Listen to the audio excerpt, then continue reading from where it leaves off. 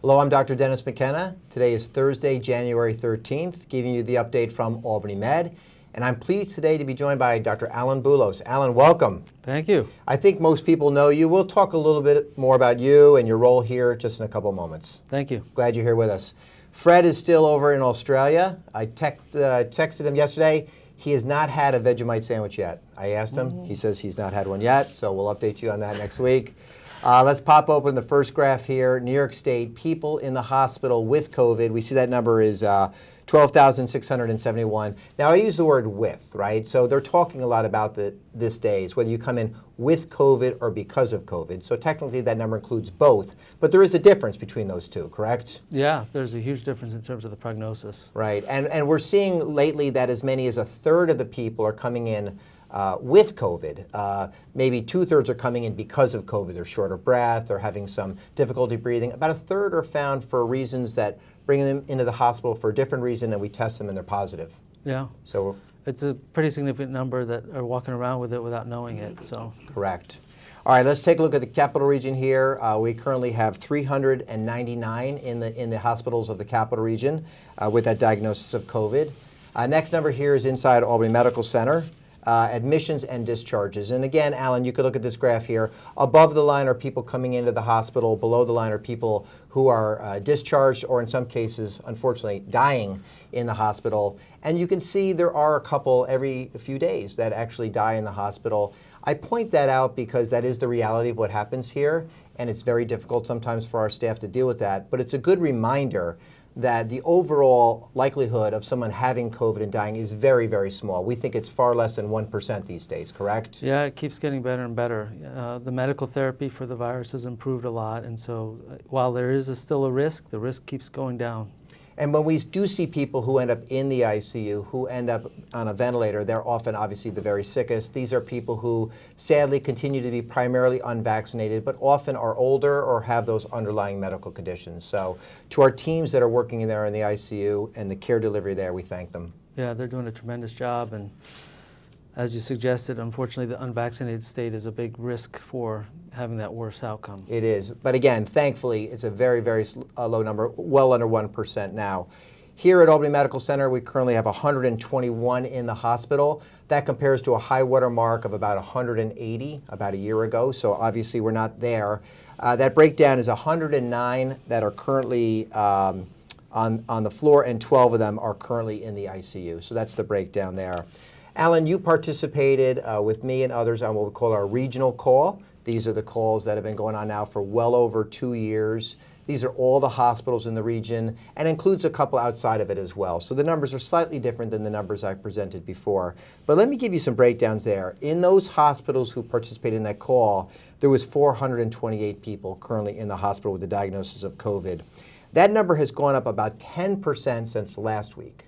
But the number in the ICU is only going up by 3%. Can you tell people why it is that we're seeing an increase in the one number but not the other?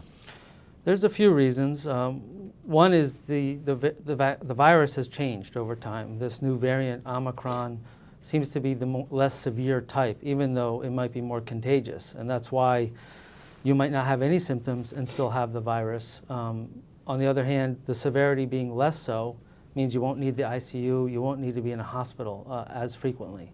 And then, as I mentioned earlier, the critical care and the medical care around both those conditions has improved substantially, and so the whole disease process has been less severe from any perspective. Yeah, we were talking about this the other day, how it's been very interesting real time to watch the evolution of care as it comes to COVID. If you think about cancer care, at one point, if you needed chemotherapy, you only got that in a hospital setting. And then over time, you were able to get therapies that were delivered not only in the hospital setting, but in outpatient settings. And now today, as many people know, there's sometimes cancer therapy that we get at home. People do that. We've seen that evolution with COVID, where when you first had it, there was a high likelihood you end up at the hospital, and that's where the therapies were. And then it was moved to the outpatient setting with monoclonal antibodies, and now, of course, there's even talk, and there has been some use of pills for COVID. So we've seen that evolve, and those therapeutics certainly are driving down the number in the ICU. And here's another interesting statistic that we saw today when we're looking at those numbers. Of those 428 that are in the regional hospitals with COVID, 68% of them continue to be unvaccinated. So we continue to see that to be the largest driver of that. Also, 14% of those patients are in an ICU bed. That's interesting because at the beginning of the pandemic, there was at times when almost 50% of the people in the hospital were in an ICU. So the numbers are same, not only on this campus, but across the system as well. Let's pop open another graph here. What we're looking at is the different types of variants that we can see when they test that. Alan, you spoke about this already. Omicron clearly is the dominant strain. I think this graph shows that 87% of them, of the samples that are sent over, are that variant, and the rest of them are Delta. So clearly, as predicted, this very quickly swept in, just like it did in South Africa. That's right. Yeah, took over very quickly. So we were on Incident Command today, and we had the benefit of hearing from Dr. Sarah Elmendorf. Dr. Elmendorf is an infectious disease doctor. She's an epidemiologist. I mean, she's brilliant. She's just brilliant. I love listening to her when she talks. She was talking about how this variant has some mutations on the spike protein. And if everybody has seen pictures of the virus and they know that it looks like a ball with spikes coming off of it, and the vaccines, the mRNA vaccines, were targeted against that spike protein. And apparently this variant, Omicron, has somewhat, did you say 30 different mutations? Over 30, yeah. On the spike protein, which changes the way in which it looks and acts. I think we'll just say it that way. And as a result of that, the vaccines are not as effective. But also as a result of that, the virus itself is not as severe. I found that really fascinating. Yeah, it's interesting how it's evolved so quickly. Both things, though. The medical therapies have evolved, as you spoke to. With cancer care, it took us many years to get to that. Right. Whereas COVID care, in 2 short years, we've evolved to such a state where we're much able to take care of patients at home. For sure. And then the virus has transformed very quickly. And while the key, though, is the vaccine still works. Correct. It may not work as well on this new variant, but it still works, and that's important. Work. And not only does it work at preventing disease, but if you do get it with one of these breakthrough cases, and obviously we know we're seeing a lot of those now, the cases that people are getting are significantly more mild, much less severe, much less likely to end up in a hospital bed. We were looking at these numbers the other day. If you test positive for COVID in the capital region, all cases of people getting tested positive, the percentage of those people who end up needing to come into the hospital is about 2%. So it's 1 in 50. And then, of course, we know it's a fraction of those now. It's probably closer to 10% that end up in an ICU bed. So I do agree with you that the vaccine is definitely working. So back to the changes in the spike protein, that's interesting. And that explains why when people say, well, how is it that the vaccine isn't working as well anymore? Well, the virus has changed. And it's changed on that spike protein. But the good news is it also means that it's less severe. That's right. That's a huge advantage. And the vaccines are changing. They're They working are. on it. They are working on that as well. So let's talk about you, Dr. Boulos, a little bit. You are a graduate of Albany Medical College. You were a couple years behind me when we were in medical school together.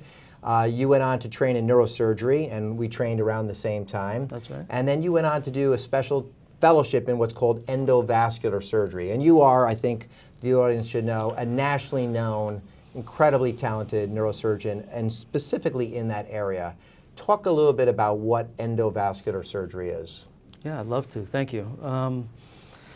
Endovascular neurosurgery is using catheters and tubes to affect changes within the blood vessels of the brain, much like they do for the heart with stents and balloon angioplasty for heart attacks. We do a very similar thing now for treatment of stroke and for treatment of aneurysms and AVMs.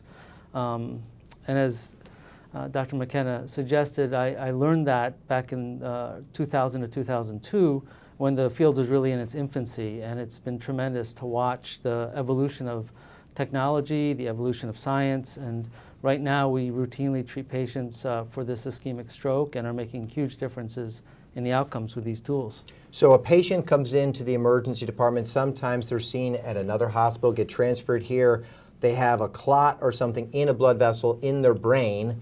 That part of their brain controls speech or motor function, and you and a team of people, and I'd like you to speak about them as well, do a procedure where you remove that clot from inside the brain. Talk about the members of the team that help you with that and what those outcomes look like. Yeah, it's a big team. So there's a nurse and a tech that comes in for every case, and they're an integral part of the team.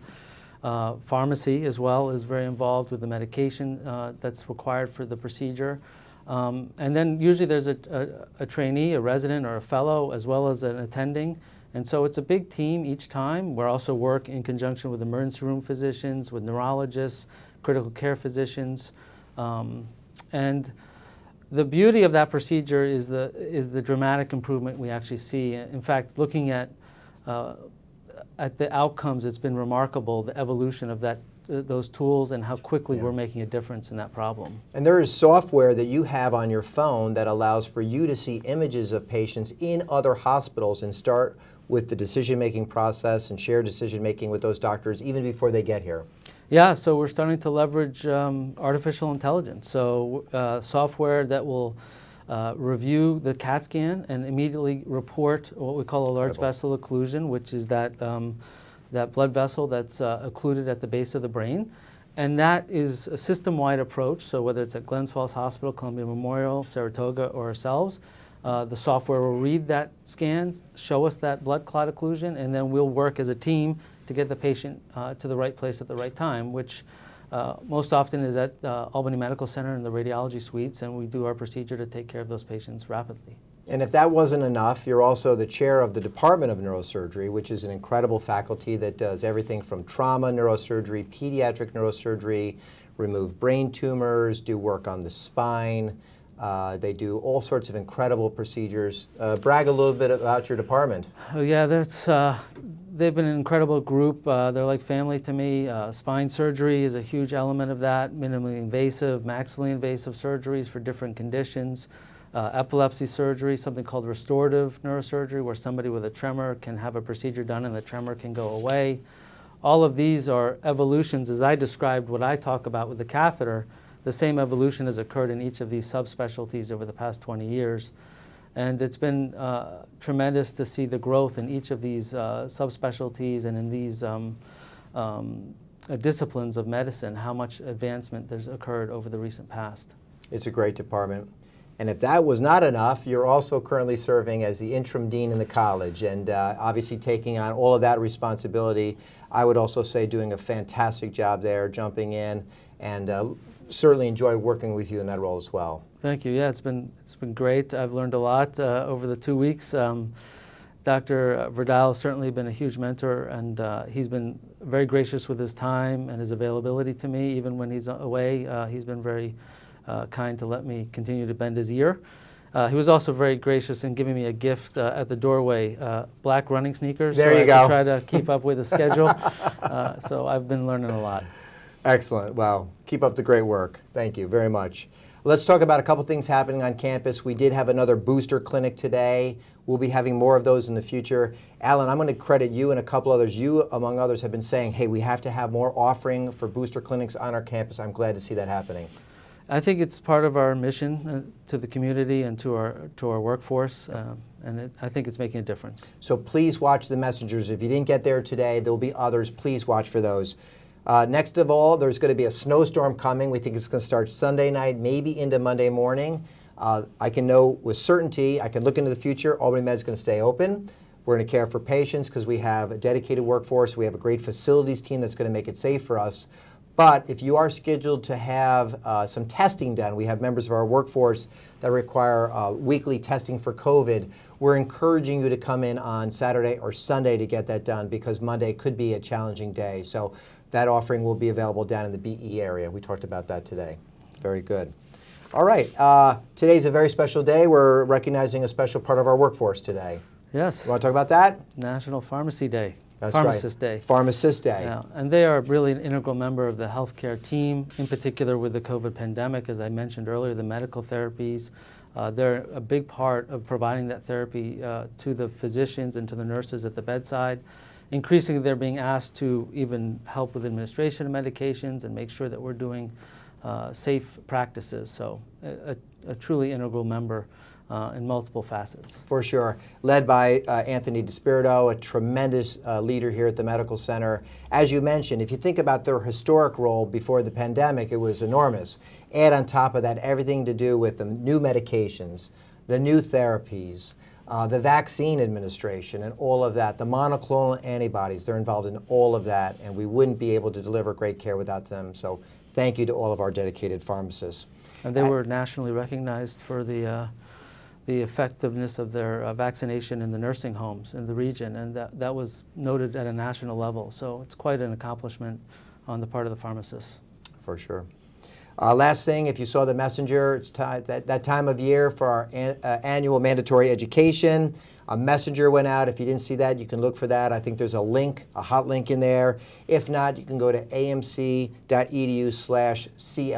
for Center for Learning and Development.